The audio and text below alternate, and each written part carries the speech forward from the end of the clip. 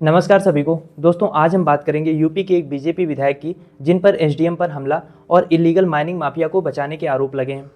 तो आइए जानते हैं कि कैसे सत्ता के नशे में विधायक खुलेआम कानून को चैलेंज कर रहे हैं, पुलिस और प्रशासन क्या कर रहे हैं और सरकार की चुप्पी के क्या मतलब है, ये सब कुछ हम इस वीडियो में जानते हैं। तो आइए वीडियो शुरू करते हैं। दोस्तों उत्तर प्रदेश का एक शहर है बांदा। यहाँ की सड़कों पर एक दिन अचानक कियास मच जाता है। हुआ कुछ यूँ कि वहाँ के जो एसडीएम है अमित शुक्ला अपनी गवर्नमेंट जीप में रूटीन चेकिंग पे जा रहे थे। उनको दो ट्रक दिखते हैं जो ऊपर तक बालू से भरे हुए थे। अब एसडीएम साहब को डाउट होता है कि कहीं ये इलीगल माइनिंग का सीन तो नहीं है। वो दोनों ट्रक को रोकते हैं, उनसे डॉक्यूमेंट्स मांगते हैं। अब ट्रक ड्राइवर्स के पास ना तो कोई परमिट था ना तो प्रॉपर डॉक्यूमेंट था। इसके बाद एसडीएम साहब ने तुरंत दोनों ट्रकों को सीज करवा दिया और लोकल पुलिस आउटपोस्ट को हैंड ओवर कर दिया। लेकिन यूपी की बात है तो स्टोरी यहाँ तो खत्म होनी नहीं थी।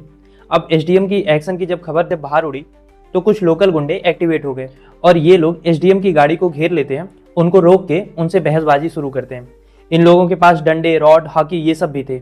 एसडीएम साहब को कॉलर से पकड़ के जमीन पे गिराने की कोशिश भी की गई, यहाँ तक कि गाड़ी को पलटने की धमकी भी दी गई, और वो सब बस इसलिए ताकि एसडीएम साहब ट्रक को छोड़ दें। अब इसके बाद एसडीएम के ड्राइवर कामता प्रसाद मिश्रा ने एफआईआर में ये सारी डिटेल बताई। पूरा इंसिडेंट पुलिस तक पहुंचा।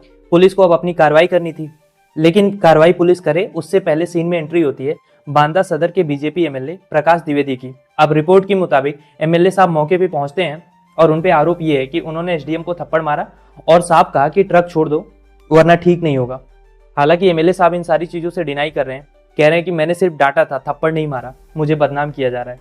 लगता है एमएलए साहब समझ नहीं पा रहे हैं कि बात यहाँ थप्पड़ मारने या डांटने की नहीं है। सवाल तो ये है कि एमएलए वहां पहुंचे क्यों, किसको फेवर करने के लिए वो वहां पे गए थे, उनको उस ट्रक से क्या लेना देना। एसडीएम क्लियरली इलीगल माइनिंग रोक रहे थे। अब एमएलए साहब कथित रूप से माफिया के साइड में दिख रहे हैं। पुलिस एफआईआर में इंटरेस्टिंग बात ये आई है कि सारे अटैकर्स के नाम तो हैं, लेकिन एमएलए साहब का नाम मिसिंग है, यानी जिन पर सबसे बड़ा आरोप है उनका नाम एफआईआर में है ही नहीं।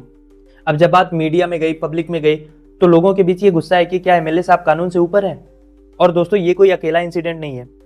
हमने सेम पैटर्न देखा था अभी झांसी में, जहां वंदे भारत की ट्रेन में बीजेपी के ही एक एमएलए ने एक पैसेंजर को 12-15 गुंडों को बुलवा के बुरी तरीके से पिटवाया था, और पिटवाने के बाद खुद ही एफआईआर भी लिखा रहा है उस पैसेंजर के अगेंस्ट।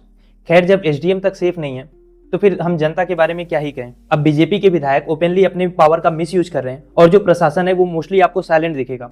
और ऐसा होने के दो ही सिनेरियो दिख रहे हैं, या तो सरकार की ये सब मर्जी से हो रहा है, या तो सरकार का लॉ एंड ऑर्डर पे कंट्रोल ही नहीं है। और दोनों ही सिनेरियो डेंजरस है जनता के लिए।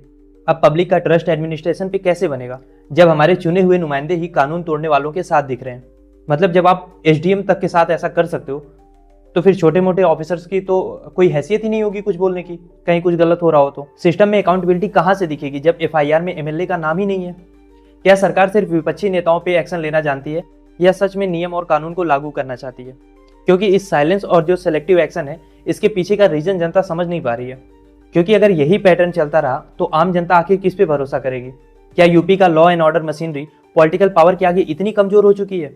अब सवाल मेरा आपसे भी है कि क्या आपको लगता है कि जो ये सो कॉल्ड वीआईपी लोग हैं, पॉलिटिकल लीडर्स हैं, इनके लिए अलग कानून होना चाहिए, अलग संविधान होना चाहिए? क्योंकि जो कानून जनता के लिए बना है उसके हिसाब से ये चलते तो दिख नहीं रहे हैं।